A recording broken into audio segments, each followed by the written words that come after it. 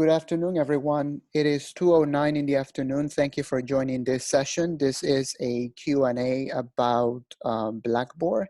I have my colleagues, Jetmir and Jose from the IT division who will be facilitating this part. My name is Pablo Avila from the Center for Teaching and Learning. Thank you for joining us this afternoon. We're going to start with Blackboard Collaborate Q&A. You can raise any questions that you may have, but also there were some questions that were submitted ahead of time. And then we're going to devote the other half of the session to talking about the Grade Center, all right? A couple of logistical announcements. Make sure that you use the chat room so that you can share your name and the department where you're coming from so that we can see who is in the session. This session is being recorded and will be shared in the LaGuardia website so that everyone has the chance to revisit this recording, but also share it with other people who were not able to join us this afternoon. So again, this is a Q&A session. We are going to try to get to as many questions as we can. You are free to either use the chat room to get to write a question, or also raise a question by unmuting your microphone as well. We're going to start with Blackboard Collaborate. My colleague Jose will be facilitating that, and then we'll move on to the Grade Center. All right. Jose and Jetmir, you can unmute your microphones as needed, and you should also be able to share your screen. Some of the questions, and I'm going to get to you, Jose, in the next 10 seconds. Some of the questions that we've gotten about Blackboard Collaborate were rather generic to a certain extent. There was a specific one about the audio, how to get started with the audio. So maybe that's one question that we could get started with. Jose, is that all right? Sure. All right, so good afternoon, everybody. My name is Jose. I'm the Blackboard admin for LaGuardia Community College. Hopefully you guys are doing okay, staying safe. So the majority of the questions that I've been receiving on calls and email is sometimes students are unable to get audio from the instructors, or vice versa. The instructors aren't able to hear the students. Now, majority of these things happen due to the browser that the user might be using, either from the student's perspective or from the instructor's perspective. When it comes to Blackboard Collaborate, the browsers that we recommend is both Google Chrome and Mozilla Firefox for those cases. I like to tell professors, if you're having an issue where you're using Mozilla Firefox and you're having issues where your students cannot hear you, or the students can't, or you cannot hear the students, go ahead and try Google Chrome. Usually that will resolve the issue, because sometimes there might be some days that you might stumble upon the cases that you are using Google Chrome and then the following day Google Chrome does not work. So you'll have to resort to going into Firefox. So it's always good to have both of those browsers, good for cases of emergencies like that. When using the Blackboard Collaborate session, I'm gonna share my screen. Okay, so as you guys already know, the Blackboard Collaborate session, once you guys join your classroom, this is what you guys will see. Of course, if you guys want to share your audio, you guys will have to click on the mic in order to prompt. The first thing when you join the Blackboard Collaborate session, you always will get a pop-up from the browser asking you for permission to get access for audio, such as the video or the audio.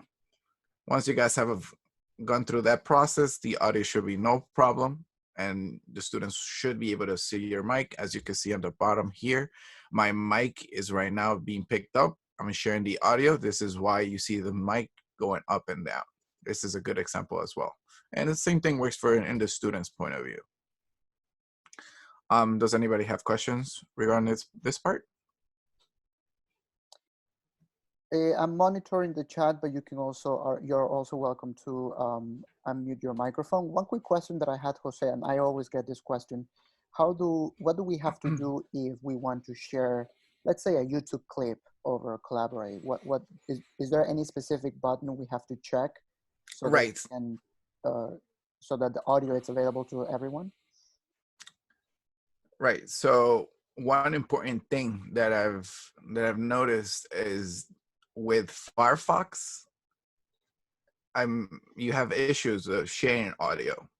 When it comes to Google Chrome and you go to the option to sharing your clips, such as you want to share a video at the point of the session, you have the option to, right now I'm using Google Chrome right now to share this right here.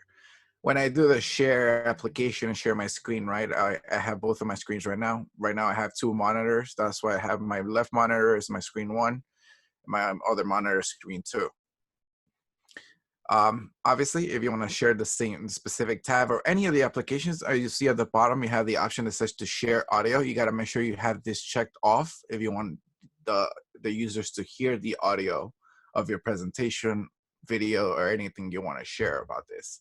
If you were to have this unchecked and you share the video or anything that's playing on the background, such as like a YouTube video or movie clip, then the class won't be able to hear that clip. Jose, Yes. how is it that when you're already sharing a screen, but you're able to show us the options of sharing screens? Because this is a thing I run into when I try to explain to students, if I want them to share their screens, that I can't show them what the share functions are when it opens up, but somehow you're able to do that for us. How did you do this? You got this thing open in two different places or something? Right, because keep in mind that when you're sharing your screen, you're sharing, if you only have one monitor, Right. when you have one monitor, everything, you're sharing the same thing. Like, right. So if you're trying to share, if you only have one monitor and you're trying to share your whole screen, it's best to share the screen and then switch right away to whatever you want to share, such as the video or the website. But there's no way that you'll be able to monitor, like, for example, if a student is writing on the chat, you won't be able to do that because you have to switch the window back to the Collaborate session, and then you'll start seeing the loop because you're sharing your own screen and you'll go into that tunnel vision. So it's advisable if you're working with one single monitor to do that. Right now I'm able to do this because one, we're using Zoom. Right now we're using Zoom as the meeting, and I'm not using Blackboard Collaborate. And two, I have another monitor that helps me alleviate that issue, that if I were to share my screen, I will just move it to the monitor that I'm not sharing at the moment. So hopefully that answers the question. You got to have two monitors then, right? It helps, but like I said, if you have one monitor, just do it that way when you're doing the share screen, for example. Okay. I'm gonna share right now. I'm sharing my screen right now. We're doing the Zoom. So if I was to just share this screen right here, which is my session itself, right? Let's see. We're gonna see. This is the loop, right? So from here, what I will do is I will get out of this window and I open up whatever application I want to use, such as, let's say, Google Chrome or anything else. But at the moment, I am sharing my window. But keep in mind that since you're sharing the window, you're not able to see what the students are writing to you or anything that's being written on the Blackboard Collaborate session. So just think about it. I'm just working with one monitor right now. So if a student were to raise a question and say, "Oh, professor, I posted something," then you have to go circle back, right? And then that's when you'll get back and you'll still get on the loop unless you stop. Yeah, but I guess you don't get what I'm trying to say is that when you're trying to demonstrate to somebody how they share their screen with you, there is no way to do that because the share function is locked, and you can't. And even when you open it up, it doesn't show them the three options. You have to kind of like explain it to them and say, "Open up the thing. You'll see tabs on the top. You have to, if you're sharing the screen, click on the screen." But so for example, that share audio, for me, I only find it becomes available when I share a Chrome tab. Right. I mean? Just a Chrome. Like when you open up the Collaborate session on Chrome, you'll see that option where you can share the audio. I haven't been able to share audio when I'm using Firefox. That's why I recommend, just have the both browsers handy. So if you plan to share a video, just make sure to open up the the session using Chrome, so this way you can share. Right on. Also, if you want your students to start sharing stuff, they won't be able to start sharing applications to you. They will be able to share files, and you'll have to make them presenters in order for them to do that as Yeah, well but too. that's easy enough to do. Okay. The Blackboard email that the college has as support, it's blackboardsupport@lagcc. Jose receives those emails and he addresses the questions as they come in. Jose, are there any common questions that you can remember about Blackboard Collaborate, like the most common issue that comes up that faculty report? In addition to audio, are there any other things that we should be aware of when using this tool? I've been receiving a lot of calls and concerns of students and faculty's connection being dropped as they're having sessions because of that. Again, when you're going to plan on having a session, make sure you have a stable connection, such as a possible, if you have a wired internet connection, if you can do that. So this way you'll be able to alleviate the drops of the internet connection if you're using a Wi-Fi connected into your computer. One of the issues that was the first question, it was the audio. You know, majority of users were having issues with I cannot hear my students. I cannot hear my students. So another thing that you want to make sure is not only that their students are sharing the audio, but you also have the speakers on. In your case, I'm going to share again my whole screen. So the audio from students will come in as if their mic is on, and of course if your speakers at the moment, like if you go to the bottom of your screen and you click on your audio settings, you make sure that your speakers are coming out through the proper channel. That is, you know, it's a common issue. Sometimes if you plug in your headset into your computer will prompt you and say, hey, do you want the audio to come through your headset? Click OK. You know, these things that double check. Sometimes users plug in the headset into the computer, and depending on the computer that you have, the operating system, it will prompt you to share the audio to your headphones, yes or no. Do you want it to come out of the speakers and stuff like that? And sometimes users will have like the audio thing confused, where it's coming out of the speakers when it's not coming out of the audio's headphones. So that's some of the things, little troubleshooting steps, you know, that will help the user alleviate some of the little headaches that come in our way. But those are the things that I'm getting good feedback from faculty, which I'm so glad that the tool is actually, you know, it's being helpful for everybody. I've been jumping into sessions where instructors are having their whole class participate during the whiteboards and sharing their PowerPoint presentations, and it's actually pretty good. You know, it's made my life easier per se, when everybody has been able to pick up this tool so easily, and it's not complicated. You know, once they put it into practice and they go ahead with it, they play around with it. It's not that hard. Thank you. What about the rest of folks who are in the session? Have you had experience using Blackboard Collaborate? Have you come across any particular issue? Do you have any quick questions before we transition to Grade Center? Anyone? And you're welcome to unmute your microphone and speak up. I have never used Blackboard Ultima, but I plan to. So that's my reasons for joining the session. Is Jose, like, would you be available, like, say, if when I do go on, because right now I'm using Zoom to like join the class. Did I miss that? Which is what you said earlier. So for my first session with them, because you know there'll be something that will occur. That's one question. And then the other question, when you were talking about sharing the computer, so we should have 2 laptops or 2 computers with us so that we can do that switch with sharing that you were mentioning. Not per se. I'm just saying it will make it easier for you to, if you have 2 monitors, if you're running the computer. But for example, because if you were to, on your computer, be signed in into your Collaborate session, and for example, you say, hey, I'm going to open up my laptop and trying to log it into the session so I can monitor the chat through there, you won't be able to, because the system will only allow you to log in into the session as one user. Okay. There's a workaround around that.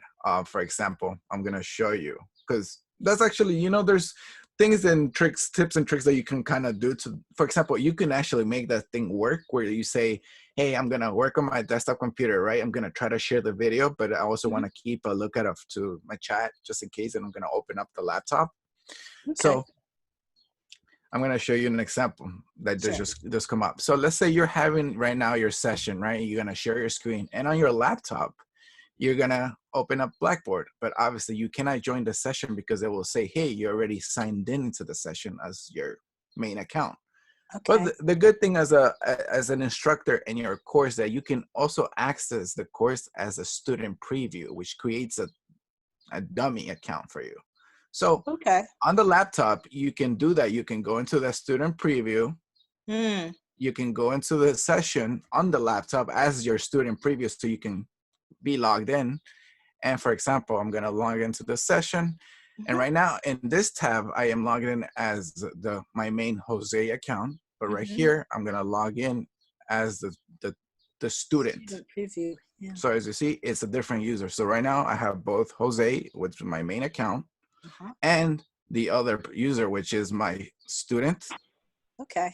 As a participant. So, you know, that's a good way to, like, if you want to do that, if you want to share your whole screen and you don't want to deal with the problem, like, oh, I have to switch back and forth and stuff like that, you might want to have just the laptop open or your phone, and then go in as a student. So this way you can actually have the student mode, so you can see whoever is writing as a chat. And then on your instructor point of view, you'll be able to use, for example, to share the content, like you're sharing the whole application. Got it. Thanks.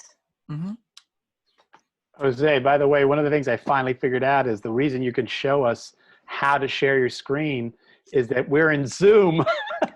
Yeah, we're not in Blackboard Collaborate. Yeah, I So said it. Yes, that's what's easier to do this, because if I were to be doing this session from Blackboard Collaborate, I won't be able to show this current thing. I will have to open a different class and use that as an example, like I'm doing it on the right here on this case. And it happens the same with Zoom, when sometimes I want to show someone the controls and I'm doing it on Zoom, I'm not able to show what I am seeing. I'm only able to see my different screens and browsers and all of that. But if I'm on Blackboard Collaborate, I can show the entire Blackboard, the entire Zoom interface. One question that came up, Javier, and you can jump in if you want to. But he says he wants to go back to audio. He had a student on several occasions that his audio seems to be lagging and then speeding up, sort of like a cartoon character type of sound. And he wonders what the issue may be. And he said that he's had this issue multiple times, to the extent that the student is essentially only able to type. Right. Any recommendations that you could provide, or? So for that case, it sounds like it's a connectivity issue from the student itself. That's what it sounds like, because the bandwidth is probably being used forcefully. So that's why you're having the lag into the switch, and then when the audio tries to catch up, you have this speed up in the voice. That sounds like a connectivity issue. Would it be recommended if the student is able to join by phone for audio and view 100%. the computer? Okay. Yes, 100%. How would Javier share that information with the student? Like, if you're in a Blackboard Collaborate session, what phone would the student have to dial in? And Javier, while Jose is pulling that up, so essentially, your student would need two ways of communication, right? The computer only to view the content and no audio, only for viewing the content, and then the phone for being able to listen and speak to the rest of you. So So Jose. So let me understand that. So he would have to log in simultaneously, one for audio, which would be the phone, and then video-wise with the audio off. Correct. Okay, gotcha. Because on the phone, it wouldn't be using the internet connection. It would be using the network of the phone. And I've encountered that instance in some cases with Zoom. You're able to just call in from your phone and join the video with the from the computer. But Jose, back to you. Right. So that's it. That's the other option that you'll stumble upon. Like, say, if cases happen that the student has tried every possible way and they cannot get any audio, the next solution will be to dial in, and then they'll ask, what number do I call? So when you create a session itself, you click on the session, you see right here, it says anonymous dial in. Right here, this is a number that they can call. When they call in, they'll ask the user to put in a conference code, which will be this PIN. Once they put in that PIN, the user will be into the Collaborate meeting. Also, when they're joined in, so let's say I'm right now having a session, right? So right here you see where it says preview user. For them, it will say caller. So of course, as a to protection, also if somebody calls, make sure to ask them to identify themselves, so this way you know who it is that's on the phone. So this way you don't have no like cases of anybody else trying to Join the session. Yeah. Okay, thank you so much. Okay, great. I wanted to confirm, Javier, thank you for raising that. Let's take one more question maybe. I was trying to go through my email with several questions that I normally get about Blackboard Collaborate.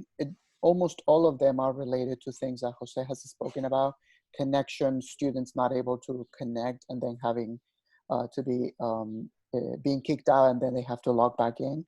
But any other question that anyone else would like to raise about Blackboard Collaborate? It's not a question, but I was just going to say, when I set up my classes, I always send out an email before with that information that Jose had, the anonymous phone one and the link, because in the beginning I thought that's the way they had to come in.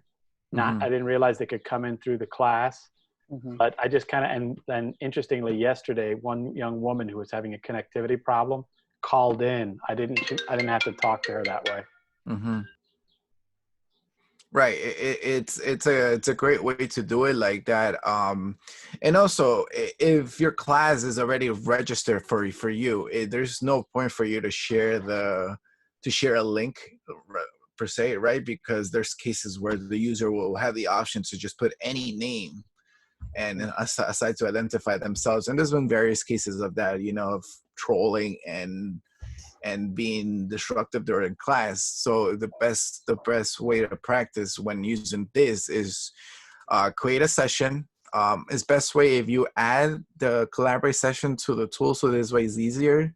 Majority of calls that I get from students is that I don't know how to get to it. And you have to tell them you have to go to tools, and then from tools they'll be able to find Blackboard Collaborate. But if you just add it to the tools right here, it's just a step easier for them to find it. And then whoever is registered for the class, they already will be able to find the Blackboard Collaborate session and join the session. Now, there's cases where, for example, I've dealt with interpreters that need access for this course, and they only need temporary access for certain session meetings. That's when the guest link will come in handy, so you can give them access to the particular session that these interpreters need to be, and then have access via that way. Or the other way will be to add them to the course, but if you don't want to add them to the course for that period, just share the guest access. And I always get this question all the time. I recorded my session and I don't know where to find that recording. Oh, great thing you brought that up, actually, because I've been dealing with some cases where, keep in mind, when you create a session, you have to enable the option to have it recorded, downloaded. So when you create a session, you go through your settings. There on the bottom it says session settings. right here it says recording. It says allow recording downloads. Because I have a professor that said, hey, I'm teaching 3 sections as the same thing. I want to have a synchronous meeting with one class, and then I want to share that video with that meeting that I did with the other 2 classes. How do I share my Blackboard Collaborate session? So I told the professor, make sure that for the next session you have this down as a recorded download. So this way, when you have the session, right, and you record it, you'll always go to the top 3 lines over here, and you find your recordings here, where it says recordings. From here, you'll be able to click and download that recording of that session. So then this way you can edit it, you can trim it, you can upload it into, for example, maybe YouTube, OneDrive, Google Drive, and then share that link of that video to your other classes. Mm-hmm. So it's a way that you can use that as an option to share those sessions. Because aside from downloading the session, it's not like you can, let's say, can I grab my whole sessions, my recordings from this course, and then transfer it to another course? Not directly. You'll have to download the sessions and then upload it into somewhere and then share the link.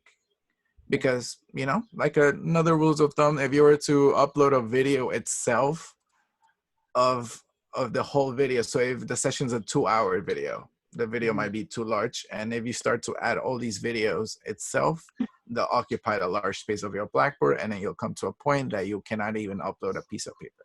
Yeah. And our colleague Derek Stadler from the library did a session, a webinar last week about using Dropbox, and I'll be sure to share that link as well so that folks know how to download those files, put them in a Dropbox, and then share that link with other courses as well. Another thing that's great about recording your sessions is that once they're recorded, you can also go in and get a report, and it shows you the entire attendance, when people were on, when they were off, every single name. Not to mention that I found out the recording also records the chat. So you can open up the chat window and see all the chats that went on in the class in case something you forgot, somebody said, or whatever it is. So the recording tool is really valuable. Right. And not only that, but the attendance, the reports itself are very good, because I've dealt with cases that are getting calls from students that are saying that I attended the class, but my professor says is giving me a 0 because I didn't attend. Or did not mark, yeah.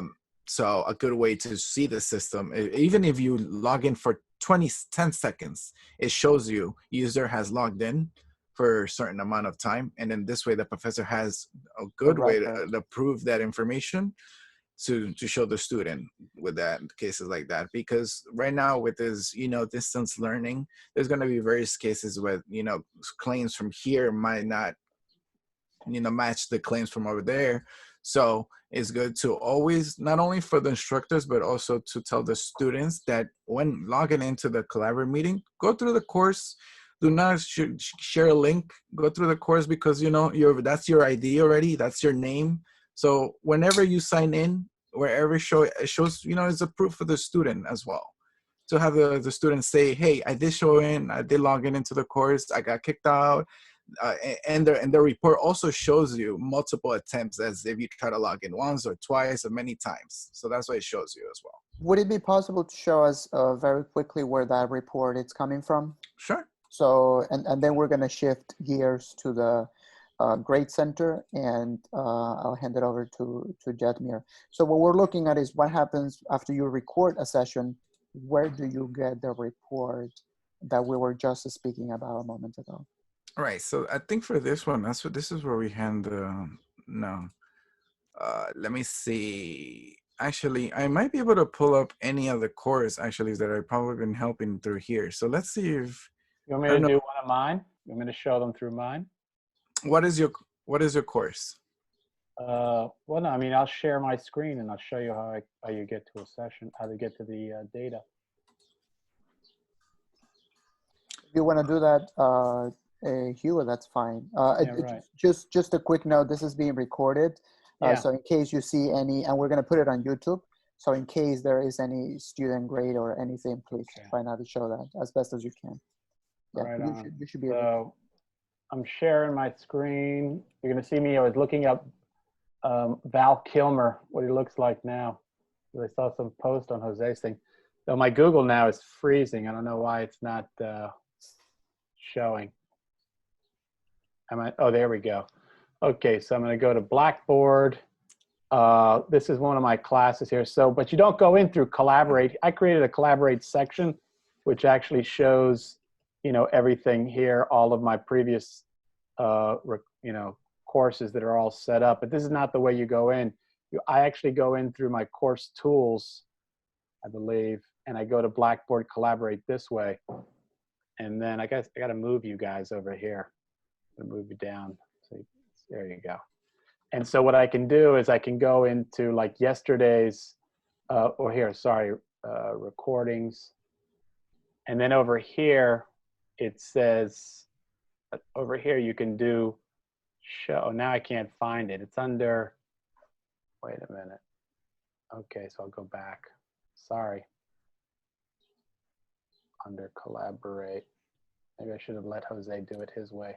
You go to, I think it's here under, see, you do, is it under reports? it's you could do view reports. View yes. reports, Mm-hmm. There it is. So here is, so for example, yesterday, where's yesterday's class? This is my yesterday's class. When did it begin? At 2:06, view report. And now, oh, that just shows that one student. How about the next one? Oh, because that was the room. So what you want to do is you want to go to the session itself, right? So if you're looking for the class, right, on the right-hand side, click on those little 3 dots for the date, and then you'll find a report for that. All right. Class on 4:30, view reports.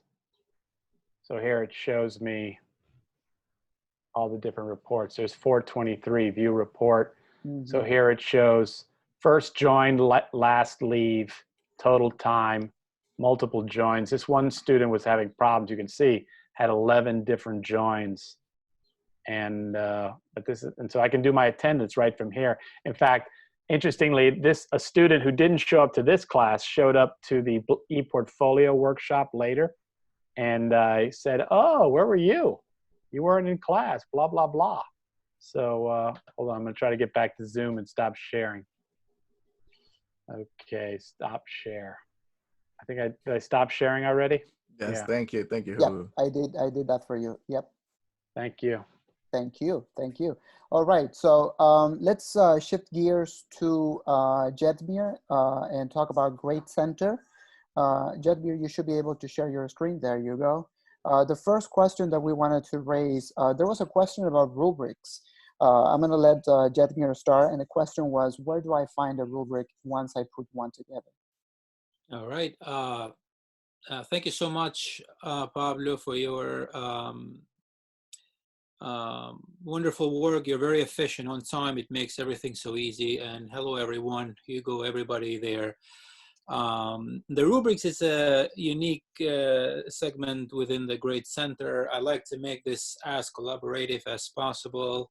So I'll ask with a question myself, has anybody have used it before in your classes, or kind of like try to use it? Anyone? Yes, I've used it. I tried. Oh, very good. Okay. What, Grade Center? Yeah, totally. The rubrics. I think I tried once and then I stopped. Okay, so we'll try to cover as much as possible, but I'm going to share an experience that we've been having with School of Professional Studies. We work last semester and this semester also. We work on teams of 2 or 3 people to help them on how to assign rubrics to their assignments. So if you folks feel like that's something that can work for us, well, definitely you can reach out, Pablo perhaps, or even myself, and then we can set up like small groups to create the rubrics and then attach them so you can grade. Essentially, the rubrics are wonderful for online classes. Using the rubrics makes the grading a lot faster, especially in large classes and many assignments you have. So let's actually cover as much as I can today with the opening that we can definitely work one-on-one or small groups, and then we'll get just, just take it from there. So let's go to one of those one of my classes where I'm actually using it right now. So I'll show you how it looks, and then I show you how to create it once again, similarly to where I did on the video, which you can always go back and look at it. But essentially, to view your rubrics section, you go next to the control course tools. Should be some, it's right here, rubrics. Okay, so I have here one rubric, right, that I use for my online course here. So I'd like to open that.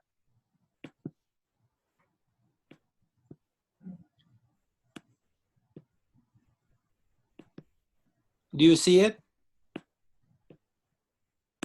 Yes? No. No, okay, hold on one moment. You might have just shared the application, and then if you're opening up another window. Yes. Okay. Oh, here Now we see a rubric. Yeah, so it's another screen that I need to share Yeah. with Zoom. That's how it Now we're works. seeing the actual rubric. Yes, so this is what I like to spend a minute or two first, just to really understand the structure of it. But before I do that, I need to make the point that there are 3 steps on the rubrics. Essentially, the first step is creating a rubric. The second, it's attaching it to an assignment, and then how you grade it, right? So 3 part, like grading it. So essentially, this is a created rubric, and usually when you start to create one, all of these areas are empty. So let's start with the criteria. In my class, for example, I cover 3 different categories. The complete list, meaning it's the assignment complete. How clear is the assignment is the second criteria, and did they use references? At the SPS, they make it a defining point on using references. So these are the 3 things that also have been approved from the department that I work for. But these criteria can be very different. You can have 3 criteria, you can have 2, you can have 5. It really depends on how you want to do it. And we're going to do that together in a minute or so. But that's the 3 different criteria that I use. And I give 34% to completeness. To clarity, I give 33%, and then 33%. Essentially, this needs to adds up to 100. That's important. And then to the level of achievements, there are 3 different categories. 3 different categories. You can use different wording. In my case, I used below expectations, satisfactory, and proficient per each criteria. So for example, below expectations, I had 0. Student weekly addresses the assignment, right? With respect to the completeness. With the next level of achievement here, I have students somewhat addresses the assignment. So essentially, when I grade the students, this is what they're going to see, right? So this can be very different from one class to another. In my class, this is what works for me. One thing I like to say about the rubrics also is that there are tons of rubric samples that you can find online simply by Google searching. You can then look at them, and perhaps a lot of us share that. I share this online as well, where you can import it and then modify it and have your own. So you can have it, you can have a starting point. But essentially, I thought I'll stop here for a little bit just to show you how the structure of the rubric is. You have the criteria and the level of achievements. And essentially, this is how the first step is completed, creating the rubric. So let's quickly go back and create and start to create one rubric and then complete the first step. Second step will be, how do I attach this rubric to the assignment? And third step, how do I grade through the rubric? So I'll do a new share here, go back to where I was.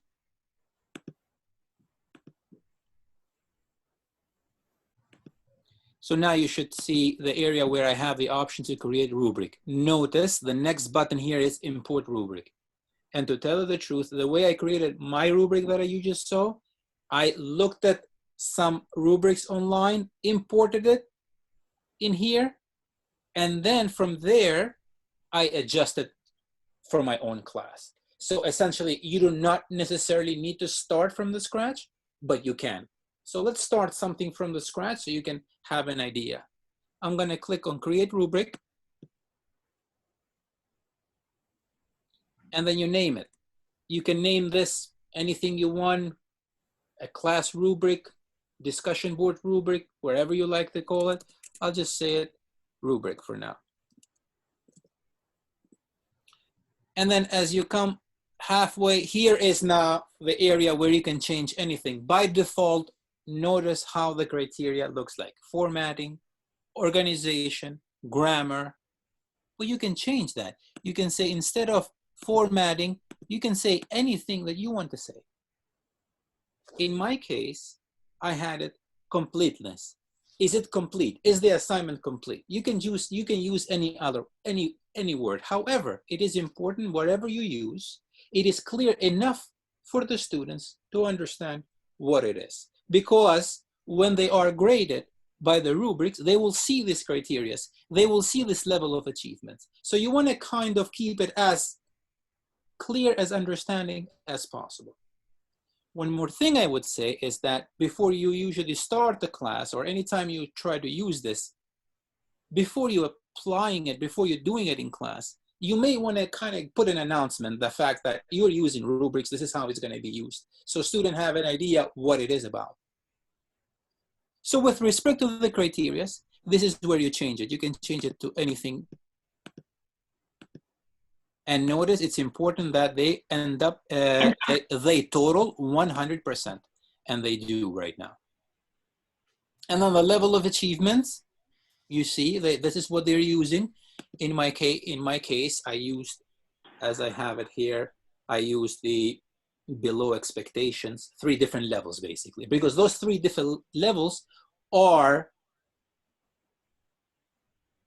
being defined to grade based on that criteria, right? So essentially, bad, good, great, you know, that kind of, but you'll be the ones to choose that. In my, for my class, I used below expectations for the first level of achievement.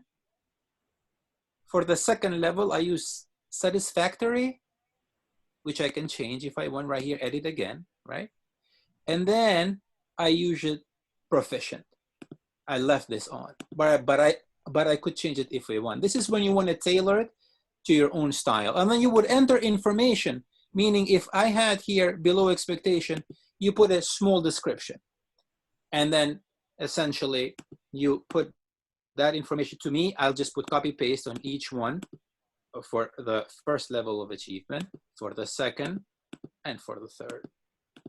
As I said, I can email to you this rubric, which you can later upload it in your class and then change it as you wish. So I think it makes it easier that way if you want to use it.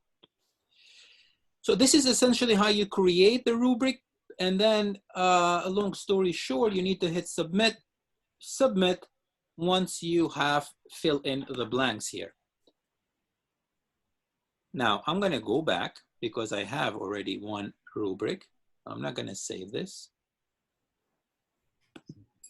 And that's the rubric. So step number 1 here was to create the rubric, and then we just covered it. Step number 2 is how we attach this rubric. So let's actually cover that.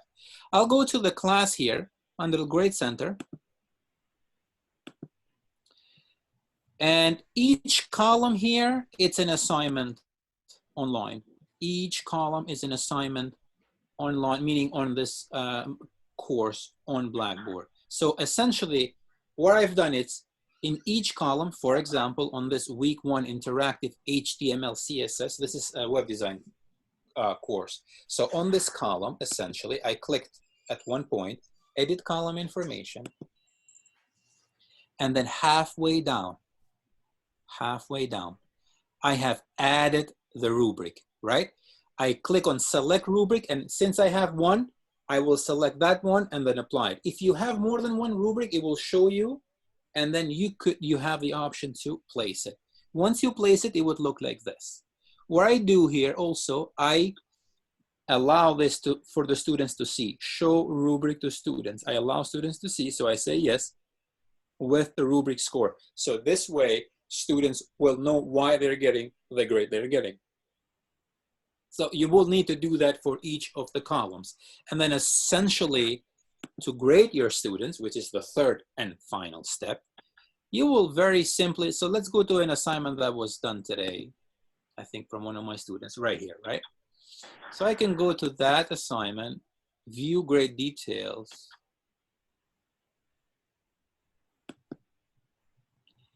and then grade user activity. So I'll go there. So this is the student input. Notice the references there, not in APA style, right?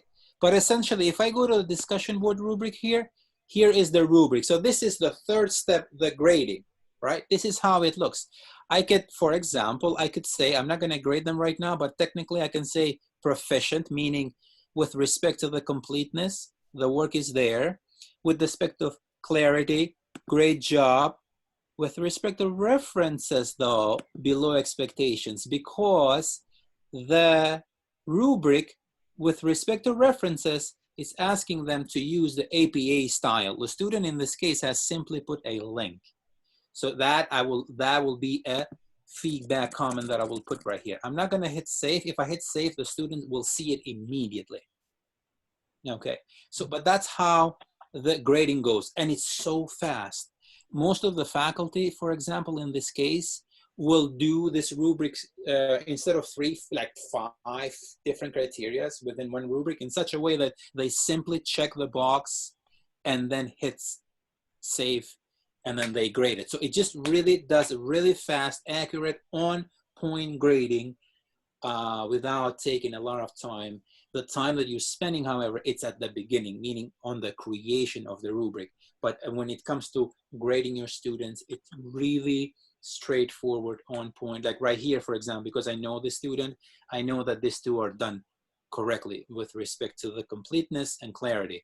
References, I've seen the students that oftentimes has been lagging. So I can leave the feedback here, but if I see a student that for the 2-3 weeks is not following up, and then I'll call them, let's have a phone call. Let's have, let's kind of like use the office hour that we have to actually communicate. So we'll start setting something up with a text, and then we'll just call each other, and we just kind of make the point of the importance of references that my department at SPS has requested that students must use in every one of their submissions. So in a nutshell, this is what and how rubric works. I want to conclude this part by saying that please do not feel that this is one-time support. I make myself available to you. I can work one-on-one to assign rubrics to your class. In order to do that, you would need to add me per se to your class, and then I will work with you to make sure that we take care of the rubric in the way that it's useful. I was going to ask Jetmir, Yes. how can they see the rubric before submitting an assignment? I mean, do you share it with them so they know how to do what you're looking for in the assignment, or do you share that as a separate document? I make 2 important points with respect to informing them. First, I have how rubric works in details on syllabus. Secondly, on the orientation day, I have a video orientation for my class. I clearly share it. And also, and every time they admit something, they will have this discussion board rubric attached to it. So it's visual to them. Once I hit submit here, it's visual to them. They will see how they got graded, why they got graded. But I make the point to always at the beginning, meaning before I do apply to students, I have a clear information. And one thing that I learned from online classes, I try to keep everything in writing. It gets a little bit extensive, but it's important to me that I do that because I want them to have a proof that they have read everything. One thing, for example, that I have for my course here,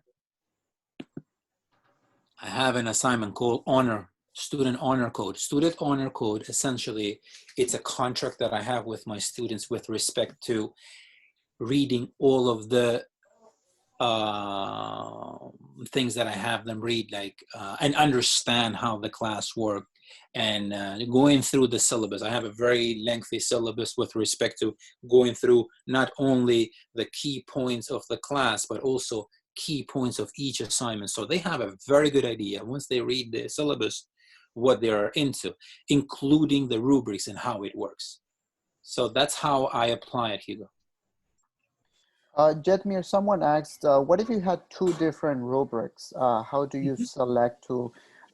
Sue, you were asking this question. So Jetmir went over when you have an assignment and you want to choose the rubric that you want to assign to that, you will see the list populated. Is your question referring to two different rubrics for the same assignment, or are you looking to differentiate between the two?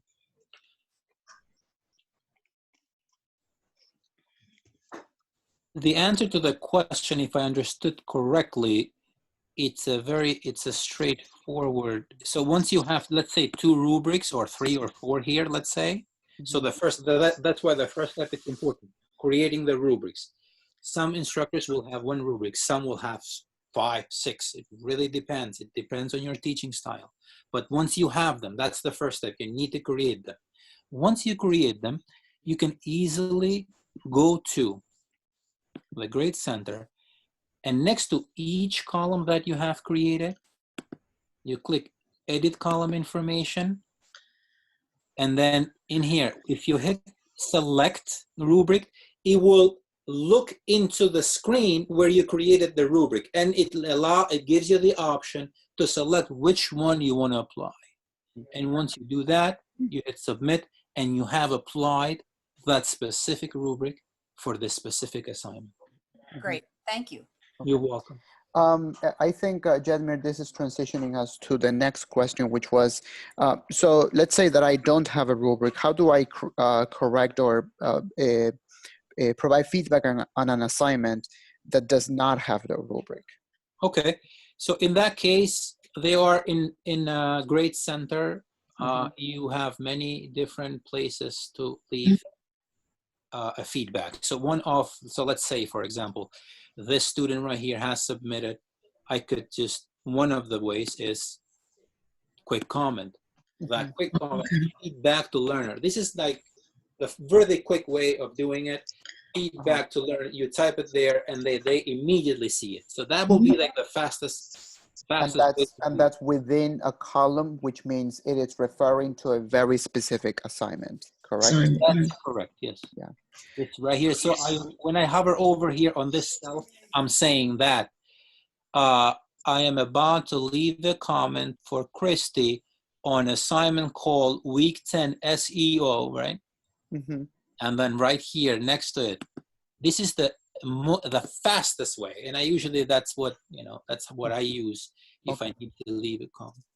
And another question that was submitted, it reads, I'm concerned about how my students will enter their homework and how I find it. A student told me that he submitted the work on Blackboard, but I never saw it. And I think this is referring to the needs grading section. Yes, I would definitely look at the needs grading section here. This is something that Jose has covered. I like that way very much. Another way that I apply in my course is that I'm looking for this exclamation need grading icon right here. Essentially, that's how I grade them. I go here, I see there is a grade user activity, I go there, and then boom, this is how I see them. To me, what that means, going back here, what this visual means right here is that a student has submitted something.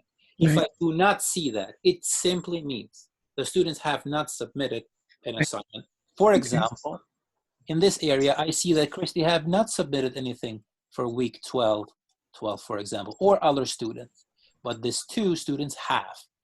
And essentially, for one thing, I like to control my class to every single detail, so I make sure that everything is tested before it works. For example, in this class that you see here, I utilize discussion board for grading, and assignment.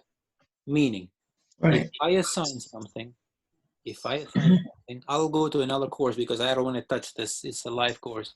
But I go to this test course. If I am using assignments here, sorry.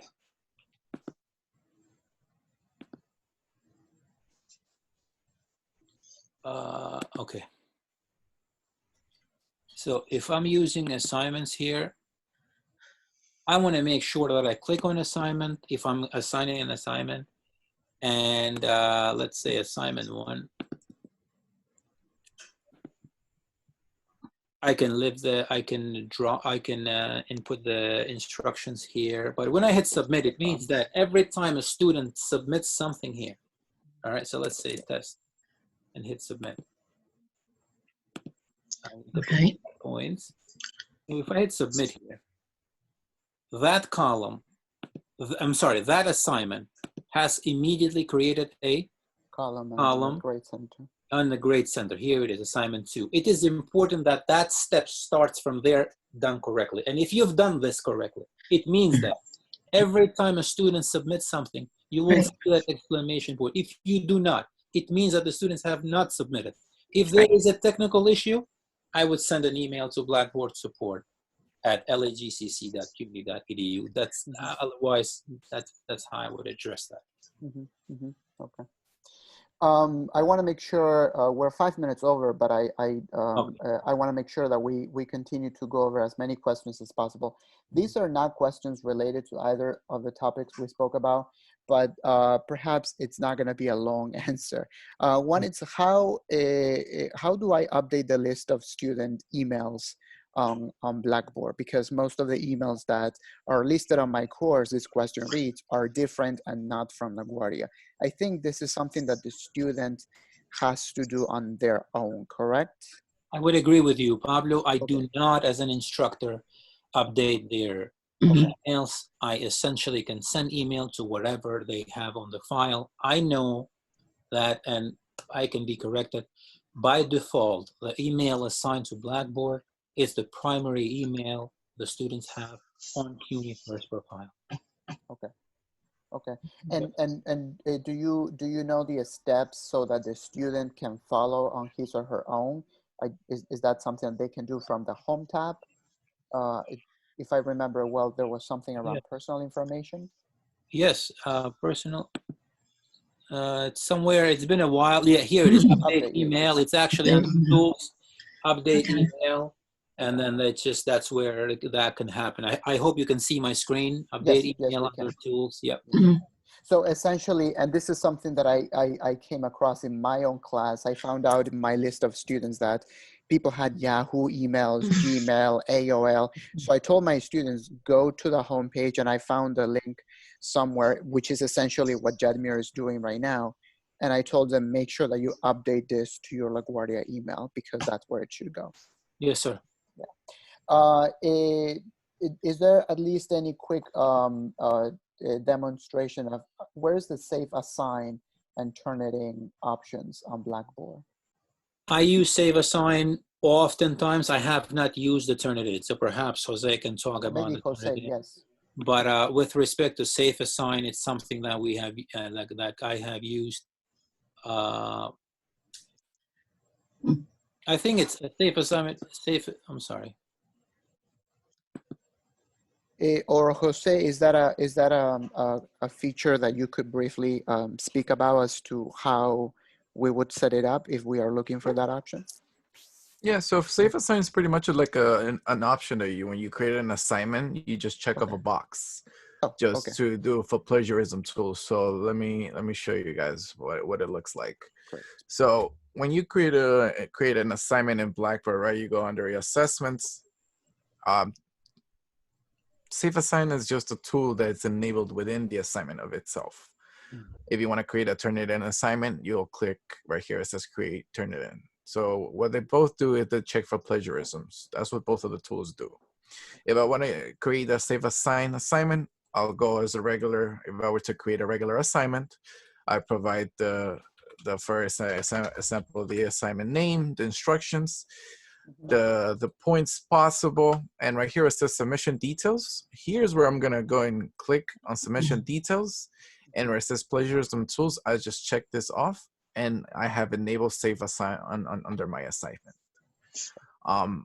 Here there's extra options if you want to allow your students to view the Originality Report, which is the report that Safeassign sends, showing how much percentage they got towards closer to the database that's in the system. You can set that option as well. And then once you pretty much click submit, it's not gonna look like nothing different than when it originally is. Simply it's the same. It doesn't look different, no color. It's just a regular assignment. So students, just tell students submit your assignment, because sometimes professors tell students, oh, put your upload your assignment under Safeassign, and then I guess calls from students saying, I cannot find anything that says Safeassign or to upload my assignment. I'm like, just upload your assignment on the homework or wherever your professor has told you. In a regular way. Right. And then a good example that Safeassign is enabled is when you go into the assignment itself, you have this little note from Safeassign saying the privacy policy, all that stuff, letting you know, and the student will have to just check off a box and submit the assignment in the regular way as they will do. Okay. So there isn't any difference in terms of the interface. It is rather an option that you check off, and that enables a feature on the back end so that when the student submits something, that assignment, the content is being checked. Is that correct? Correct. What about the, yes. Now Turnitin. Now Turnitin, it's a different, it's similar tool, but it's a different, and a little looks different, because here you can actually see what you're getting yourself into. So this is a third-party tool that's implemented into Blackboard itself. Right now I clicked on the assessment, Turnitin. Right now I see it's taking some time to open up. Okay, right here, once we get into the Turnitin assignment tool, right here, title of the assignment, same thing if you were to do homework number 1 per se, homework number 1.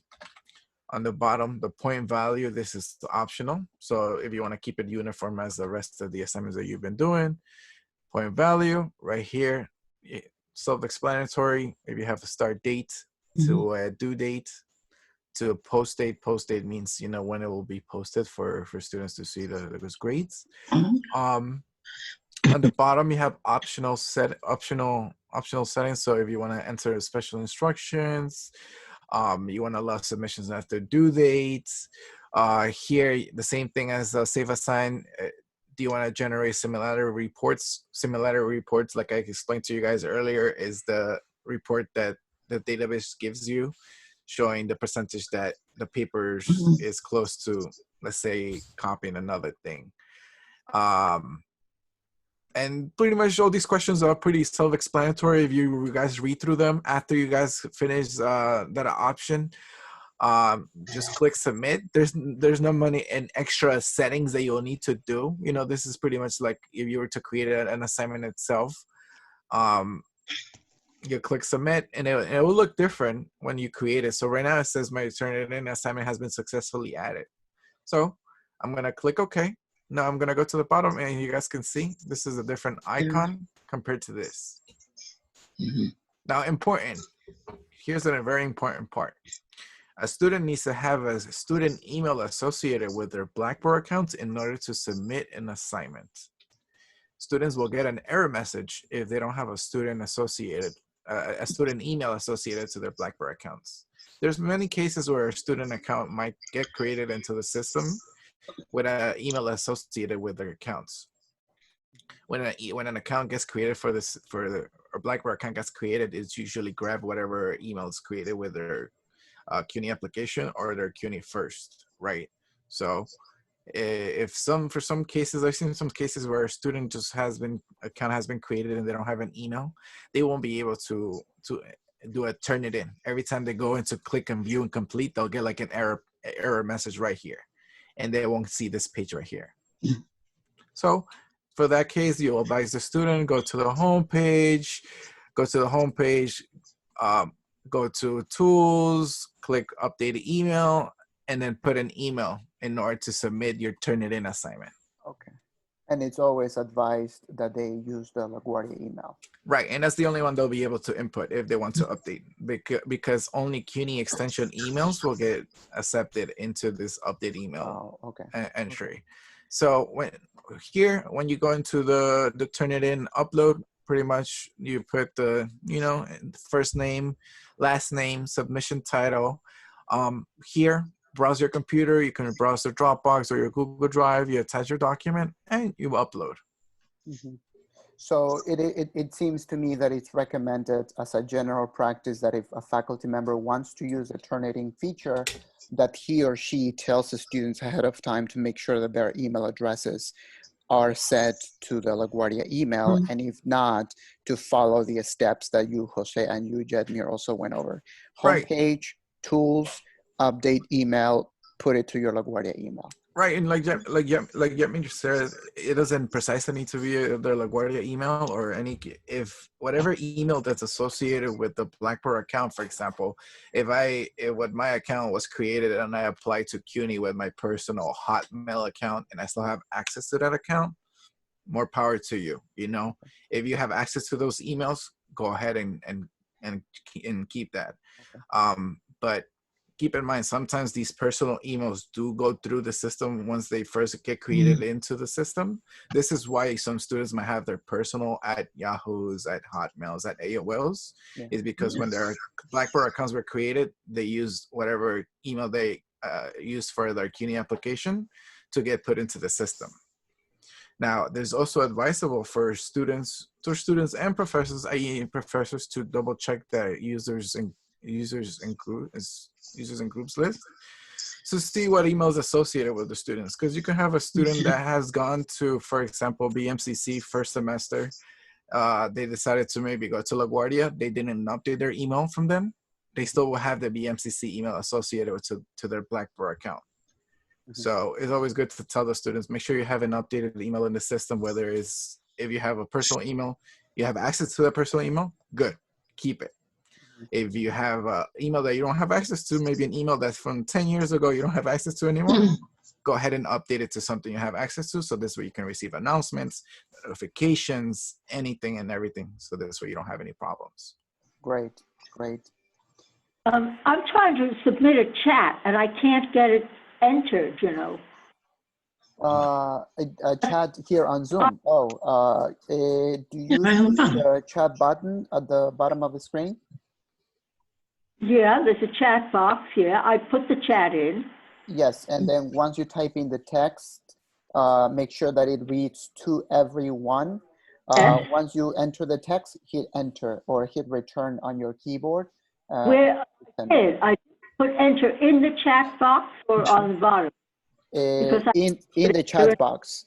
So you click on the chat box, you enter the text, and then hit return. I put enter, nothing happened, stayed in the bottom. No, Evelyn, on your computer, hit return. Well, enter is return, yeah. Yes, that's correct. On your computer. On my computer, I did. Nothing happened, stayed in the bottom. If you had a question, do you want to raise? You can also raise it. And I can raise it. How many characters are you allowed in the quick response to homework? Oh, good question. Jetmir or Jose, is there any limit to how much text you can input? That's a very good question. I never had an issue. I had up to, I never go more than 250 characters on those quick comments, to be honest. That's a very good question. I never ran into a limit, but I don't know if Jose knows the limit. I never had that. I never ran into that limit. Yeah, I haven't run into a limit of that either. There's been a comment, where actually I had an instructor posted like literally a whole essay or response for it, and for a quick comment, which such a quick comment. But no, I didn't get any complaints. I haven't gotten like saying, oh, I haven't been able to submit this, but no limits on the quick comment. One question that came up around Turnitin from Christine is the student needs to know ahead of time that they need to submit it through Turnitin, but the assignment instructions are elsewhere. I think there was a box on the Turnitin interface, Jose, that allows you to put the instructions for the assignment. Did I see that right, or? Well, yeah, there's instructions. So for example, Christine, thank you for your question. But let's say, for example, if you want to have like a whole document separately, you need to attach that somewhere else. So here is the special instructions. You can put the instructions for like the assignment itself here, so the students will be able to. And the other thing that I was reading is when a student's gonna submit the paperwork, right? They need to, because they could put any title there. So it's also advisable for the students to go ahead and when they put their response, to make sure the submission title matches the title of, for example, homework number 1 in this case, because the submission title at the end of the day is, regardless the title that they go, is still going to go to the grade center column that's created. Like Jetmir was explaining, whenever you create an assignment, anything that has a grade value, a column gets created for it automatically on the grade center. So right now, this is my homework number 1. This is my Turnitin assignment. As you can see, my column's already created for it right here. So whatever title, the submission title they put, the name for the student and the Turnitin assignment will always fall under the column itself. So there's no problem for that. I was trying to find a way to attach it like you do on Discussion Blackboard. Right. And there was no place to attach No. it. You have to cut and paste it. Right. So that's the only downfall when it comes to Turnitin, because for Turnitin is for more like, I have already showed you the document maybe in a file outside the Turnitin assignment. So for example, if I were to, let's say, create a file separately by, creating an item and say, hey, this is your homework number 1 separately. Please insert this response or this assignment into the Turnitin that you'll find located in a certain folder or in this content. Because they had their first essay today. It was a timed essay. I wanted to put it in Turnitin, but I couldn't figure out how to use it. So I use Safeassign instead. Yeah. Majority of people, they find to use Safeassign because it's right there as well. There's Turnitin is a little more of extra step, but you have the tools there. If you want to use them, the more power to you. So does it work as well as Turnitin? Yes. Okay. Yeah, both of them are 2 thumbs up.